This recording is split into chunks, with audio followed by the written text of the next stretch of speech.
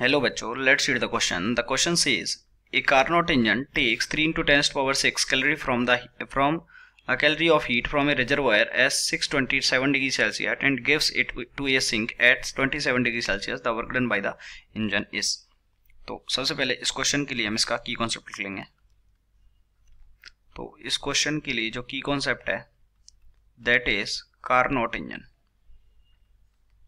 Okay, Carnot engine. Carnot engine में क्या होता है कि जो कार्नोट इंजन होता है वो हमारा रिसोर्स यानी कि जहां से टेम्परेचर है, जहां पे टेम्परेचर ज़्यादा है वहां से हीट लेता है Q1, फिर कुछ वर्क करता है W और इस हीट को सिंक को दे देता है।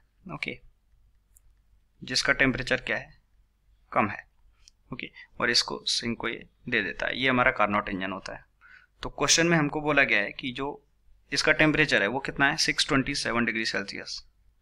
627 डिग्री सेल्सियस है, अगर हम 273 ऐड करेंगे तो जो सोर्स का जो है उसका टेम्परेचर कितना गिवन हो गया, 900 केल्विन। और सिंक जो है उसका टेम्परेचर हमको कितना गिवन है, 27 डिग्री सेल्सियस। तो अगर इसमें हम 273 जोड़ेंगे तो सिंक का टेम्परेचर कितना आ गया, 300 केल्विन। तो यानी कि इसने 900 से हीट ली और हीट में से कुछ वर्क करके और सिंक को हीट दे दी Q2। तो अगर हम देखें कि देखिए जब यहाँ पे हीट में से कुछ वर्क डन हो गया यानी कि Q1 जो होगी वो क्या होगा, ज़्यादा होगा, और इस हीट में से कुछ वर्क डन हो गया तो Q2 क्या होगा, कम होगा।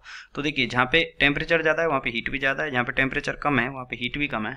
यानी कि जो हीट है it is proportional to temperature, यानी कि जो Q1 अपॉन Q2 है it must be equals to T1 upon T2।